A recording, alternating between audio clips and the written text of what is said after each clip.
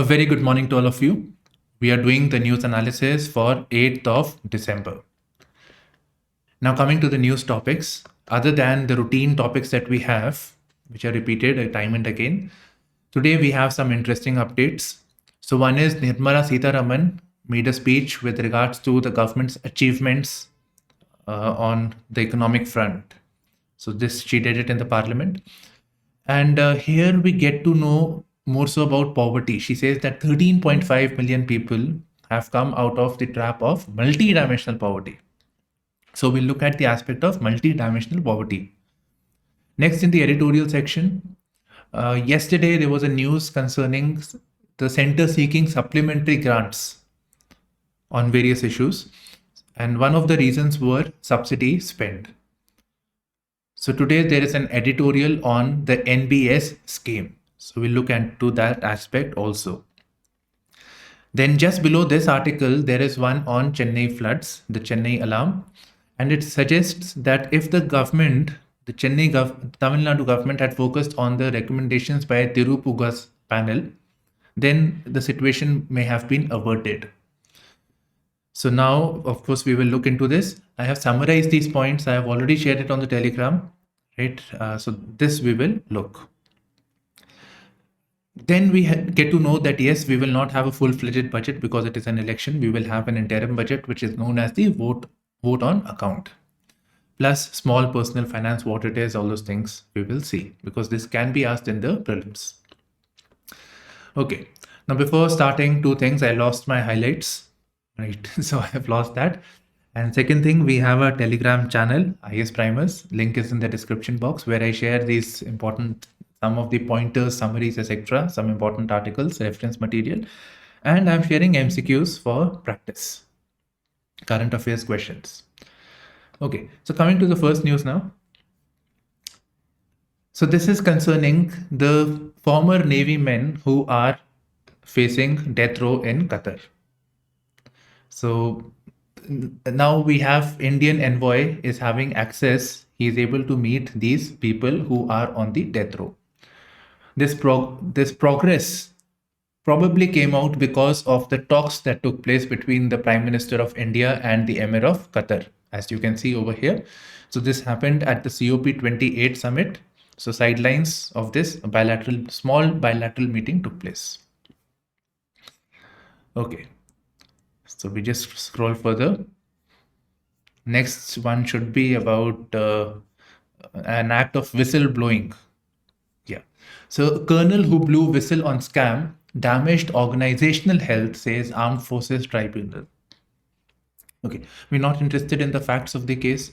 What we are interested is in GS4, there is case study section, and in the case study section, repeatedly questions on whistle blowing are being asked for various issues. For example, here in this case, the colonel had raised certain concerns with regards to funds being misused. He goes to the higher authority, then he then goes to the GOC. So at different levels, but he doesn't wait for the authorities to take action also.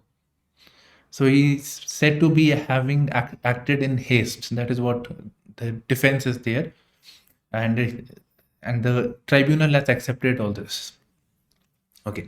Now, overall, so whistleblowing, we know that there is an issue of very grave nature, and the person concerned is risking everything, and he goes to the media.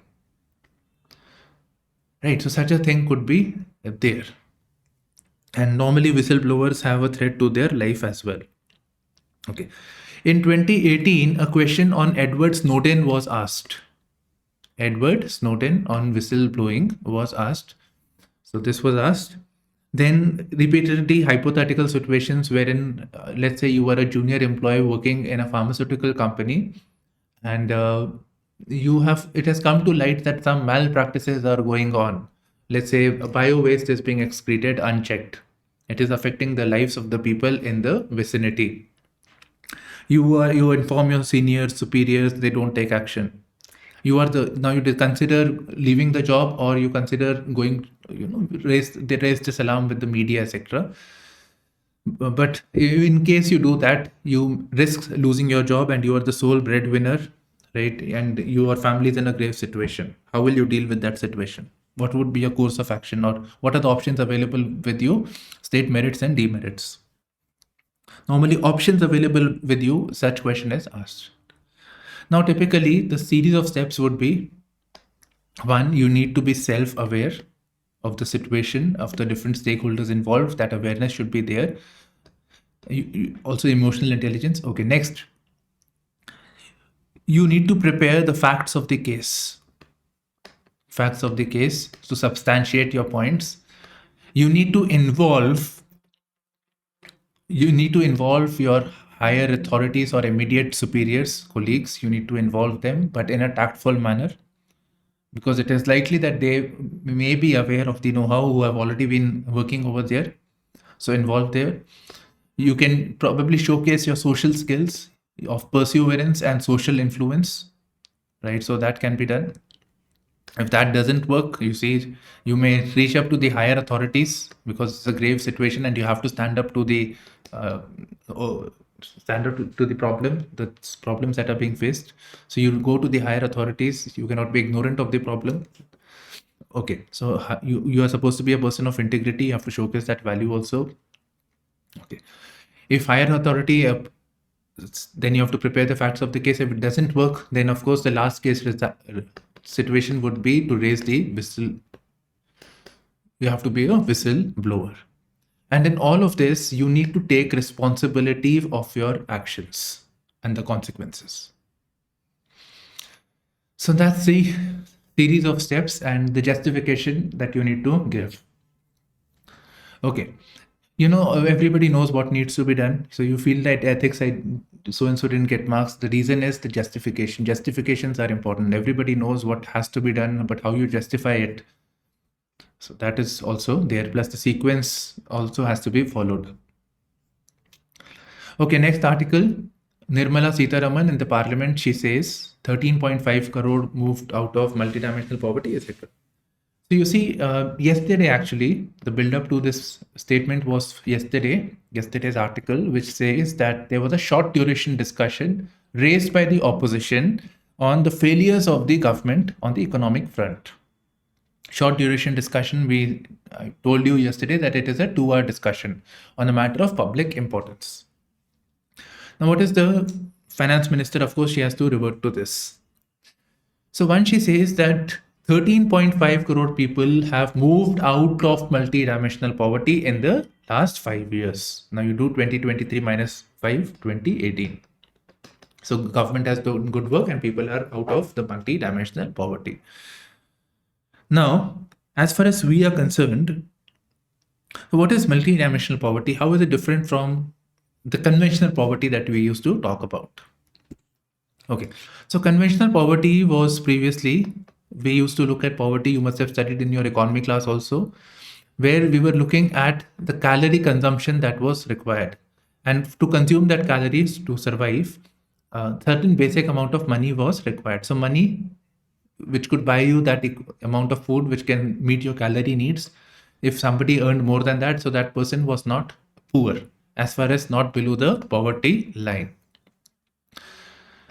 Now, subsequently, the concept of multidimensional poverty arose. That is, poverty is not just meeting your hunger needs and mere survival, but it is beyond that. Initially, it was the United Nations Development Program, which came up with the idea of multidimensional poverty. It ranked countries on that indicator, on that front.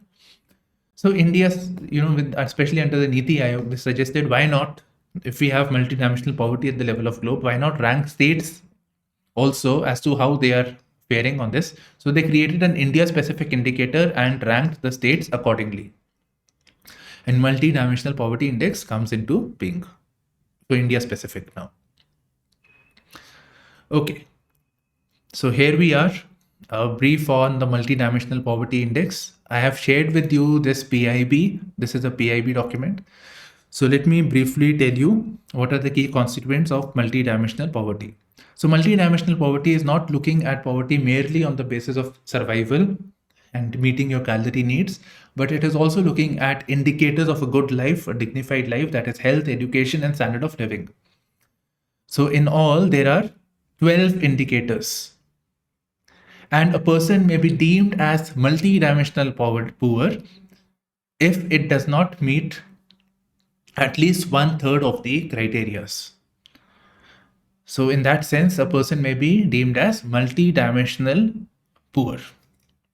So 1/3 of the criterias, if that is not met.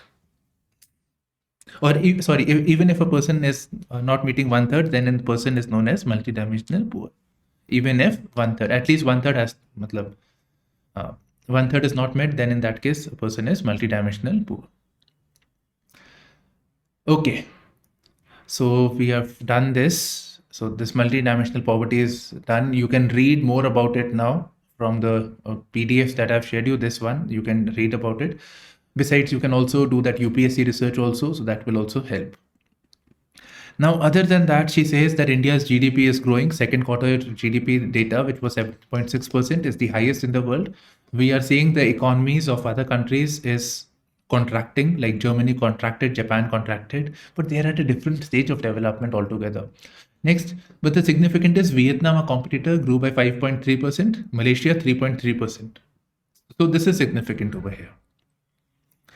Now, this has been able to happen. It was boosted by the manufacturing sector, and she praises the initiatives of the government such as Make in India, production linked incentive scheme, right? So because of all this, the manufacturing and Atmanirbharta thing has sustained. One more thing it suggests is that USA's imports from China, its reliance on China has come down, vis-a-vis India's is exporting more to the US. While US goods imports from China have declined by 10%, those imported from India have risen by 40% in the last 5 years, 2018 to 2022. And the most difficult thing, the unemployment rate has declined to 10% from 17.8% in 2017-18. You know what? They didn't accept this fact back in the day.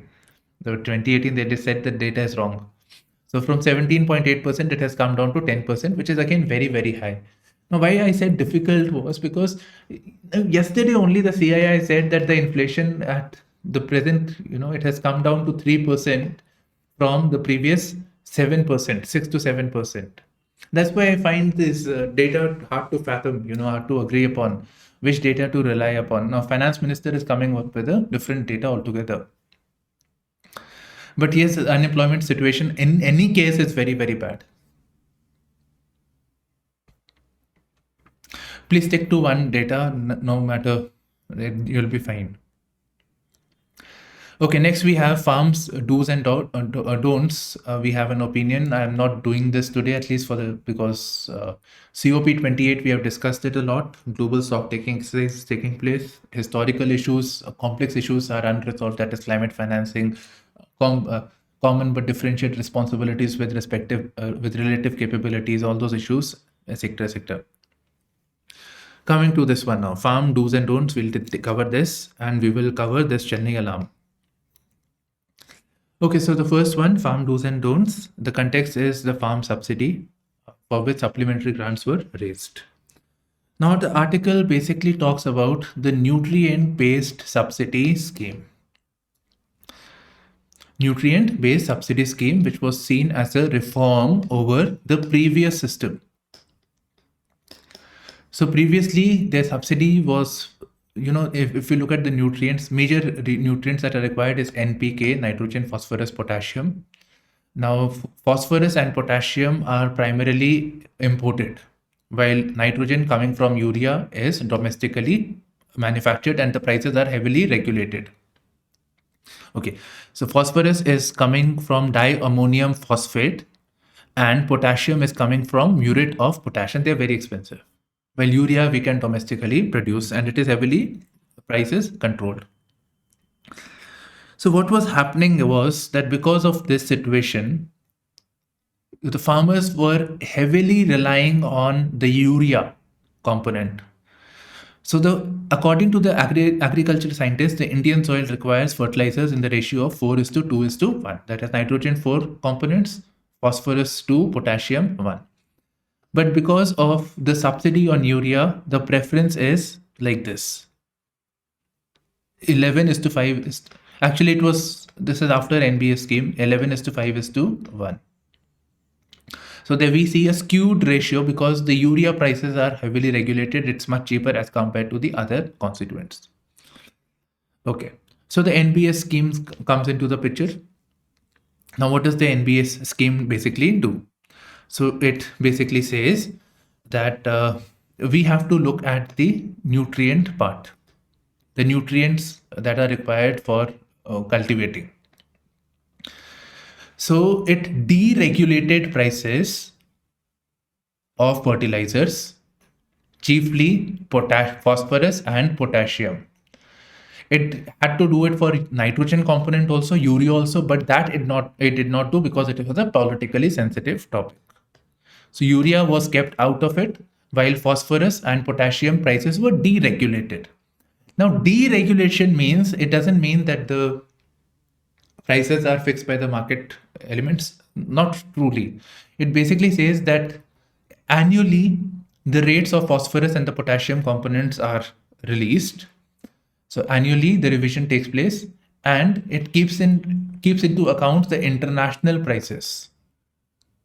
International prices. That means the government regulates it, announces a subsidy on it, but at the same time it is now linked to the international prices. So this may keep going up, whereas urea was out of the nutrient-based subsidy scheme. So urea was out of it, so the prices of urea still remains very, very low. And what has happened is that you may have noticed this 4:2:1, 11:5:1. The phosphorus consumption has also gone up. So thing is that unit of potassium is very, very expensive. So thereby the ratio is skewed over here. Right? So phosphorus also, they're getting better price. So 11:5:1, that is the reason. So the basic issue was to that excessive use of urea is taking place. So the government came up with the NBS scheme. But again, because urea is out of the purview of NBS, thereby the skewed ratio of fertilizer usage is seen, and which is ultimately affecting the fertility of the soil, right? And even beyond this, the overall soil health, the absorption of the micronutrients, etc., that is also getting depleted at a faster rate. Okay, so this is the problem. Now, what can be done? So the article suggests, first of all, bring urea under the NBS scheme. Second, it suggests is that we should have per hectare basis scheme. So scheme should be announced on the per hectare basis. That is how much hectare of land is required. Accordingly, the money should be given. It should be irrespective of what fertilizer you use. You decide accordingly, per hectare basis. Then some of these schemes, I'm using Drishti website. So direct benefit transfer, which is already there.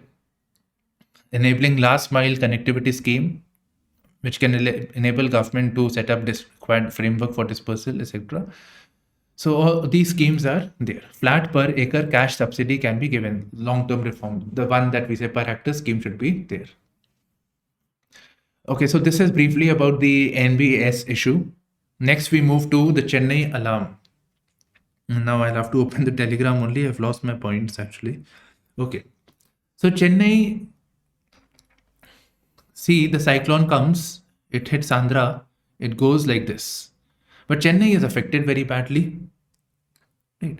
And they say that one of the reasons, the Chennai over here, the south, Tamil Nadu, they say that this is also because the drains, the flooding took place because the seawater came and it affected it. No, with the one problem with this argument is that Chennai, the first is a metropolitan area. Further, it lies on the rain drought area also, so that advantage is also there. And it is this time only where the precipitation takes place. Further, people died because of electrocution also, so things were not very good. Okay, so it suggests that if the government abided by this local Chennai government abided by the Gas Committee report, the Mugas panel, which was formed in the pretext of 2015 Chennai floods, then the situation could have been averted. So it suggests the following. Over here: area-specific stormwater drain plan, long-term plans for basin areas. So all these points over here, right? So you can see we have these points, so you can refer them. No point repeating it. You can read for yourself. Okay, fine. Election related things. Laughter in the house should be there. Okay, fine. Very good. Okay, now with regards to the Gaza violence, we are on the international page. Gaza ceasefire. Yeah. So there is a pressure by the world community on Israel that the violence should stop and there should be a ceasefire. This, of course, angers Israel. Even the UN chief, right, Antonio Guterres, has talked about this. So Israel is not happy with this. They are saying that you are basically supporting Hamas. Okay, next news. Russia saw the urge OPEC plus powers to join oil cuts after Putin MBS meet. Okay, so Saudi MBS and Putin met recently, and one of the issues, the main issue that was there, that oil supply cut should be there because the oil prices are falling. So if the oil supply cut takes place or the production is coming down, then obviously there'll be less supply and the prices will go up. So Saudi Arabia is one of the main country and the leader of the OPEC, and Russia is out of the OPEC over here. OPEC is an oil cartel of the exporting nations. Okay. Now you see the reference of OPEC plus. Russia is a major exporter. Russia is not part of OPEC, so that understanding has to be there. Both countries are saying they want to keep the prices up, so they're also telling that other countries also have to do the same. Okay, now let us look at which are the OPEC countries. So OPEC plus is basically oil exporting countries in addition to OPEC. So the OPEC countries are Venezuela, Ecuador, right? All these countries are OPEC countries. One thing you should keep in mind, Saudi and Iran don't go together, but in the case of oil, they are together. So they are member of the OPEC. Now there is a mention of Rwanda plan. What is Rwanda plan? So it's basically, let me just open the map over here. Yeah. So the basic thing is that UK is concerned with the refugees and the asylum seekers coming into UK. More so from this English channel. So they have come up with the Rwanda plan, wherein the refugees that have come into UK, they will be deported to Rwanda. There is a deal that has taken place with the Rwandan authorities. They are getting certain money in lieu of this. So they'll be rehabilitated over here, right, into Rwanda. So that is the plan. That is the Rwanda plan. So this is an initiative of the UK. I think this was during the time of Boris Johnson, which came. Now they want to legalize it by bringing in a bill. Okay, next article. Only Western nation to join Belt and Road Initiative. Italy has backed out of this arrangement. Next, we come to the economy. From $70 per barrel, the oil prices have gone to $76 per barrel. Okay, this is a time the government may consider reducing the oil prices also, because that is what they said. If the oil prices are sustainably below $80 per barrel mark, then they will review oil prices. Next article, no spectacular announcement in February as it is an interim budget. It's just a vote on account. So the new government, when it comes, they will announce a series of initiatives. Next, there is a mention of border tax to meet green commitments, morally wrong. So she's referring to the European Union's proposal to introduce common carbon border adjustment mechanism. That is, it basically means that European Union nations who are part of it, they are focusing on sustainable manufacturing, sustainable practices, and this, of course, entails a higher cost, higher regulation, so higher cost, etc. Countries like India, China, etc., they are not focusing on sustainable manufacturing. The regulation is weak. Therefore, the cost of production is less, and they are exporting into European Union. So to create a parity, that is the cost that is borne by the EU companies and the parity of the things that are coming from here. So the carbon border adjustment mechanism. So it is adjusting a price for the lax regulation in these nations. India suggested previously that you do this, but at least keep MSMEs outside of the purview of this tax mechanism. So that was denied. So Mr. Jaishankar had done this. Now we are getting a statement from the finance minister as well. Tata urges government not to lower EV import taxes as Tesla looms. Okay. So Tata is the major EV manufacturer. It has 74% market share, 72,000 cars, EVs. Okay. Now India wants Tesla and other companies also to come into India, to sell into India. Now thing is that at the moment, there is 100% tax on electric vehicles. 100% taxes there on the electric vehicles. The idea is that why don't you make in India? That was the idea. So now they're considering that the prices may come down when the market try to sell it. Then eventually the Tesla can start manufacturing in India. So Tata is saying that should not be done because they have already made investment. Keeping that in mind, they have private equity partners like Abu Dhabi, TPG and Abu Dhabi State. So they have invested in this initiative, keeping in account the high import taxes on EV. White collar hiring coming down. It is also indicative of formal sector jobs becoming low, indicative of an issue with the economy. Further, the risks of new job openings in AI related fields. So this is increasing. Amid RBI glare, fintechs to go slow on small personal loans. So what are these small personal loans? That's the main point. Previously, we heard that RBI is concerned in its state of financial stability report. It said that unsecured loans are on the rise, and small personal loans is one of the categories where the unsecured loans are rising. So ultimately, this can result in the issue of high NPS. So what are the small personal loans? Loans whose values are less than 50,000 rupees is small personal loans. That's it, simple as that. And companies like Paytm, Airtel Finance, Airtel Money, all these companies are into this business, Bharat Pay, etc.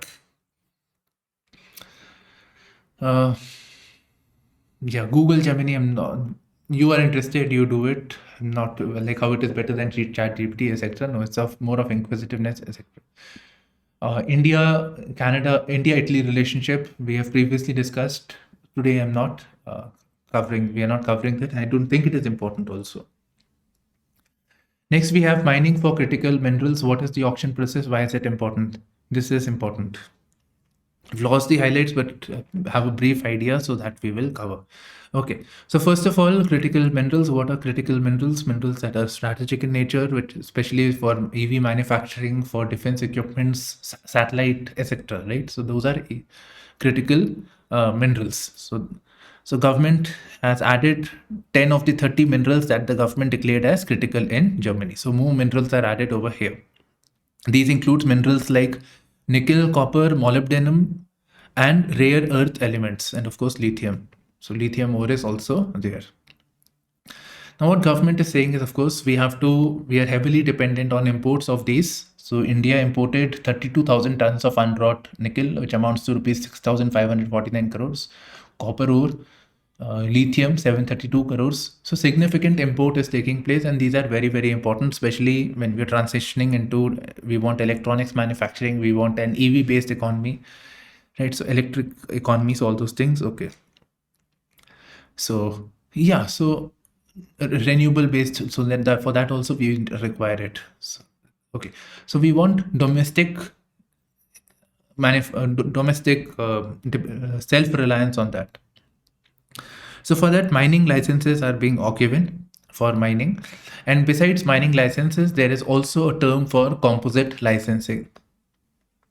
So a mining license and composite license. So mining license is basically mine specific, that yes, this mineral is there, you can mine from here. Composite license is that mining for various minerals, and besides you can also do additional exploration work. So that permission is granted to the companies. They are given a mine and they can do other things also with that. That is composite licensing. So composite license allows to conduct further geological exploration of the area to certain evidence of mineral content, and then they find they can mine it. Okay, as of now, we have the following information. J&K has reserves of, please, these are important for your prelims also. J&K has reserves of bauxite, 5.9 million tons. Bauxite, we already know lithium. I think bauxite is for aluminum, bauxite, and lithium. So that is there. Chhattisgarh has lithium plus rare earth elements. No drilling has been done to estimate total reserves. Chhattisgarh. Then 3 blocks each in Bihar, Gujarat, and Odisha have nickel. Mainly it is nickel, right? So nickel is there, copper, aluminum, copper. Odisha is having copper, so that is there. Okay, so these are some of the important inputs: mineral license, composite license, the rare earths. So that is there. We want self-reliance on this thing. We want to reduce the dependence on China.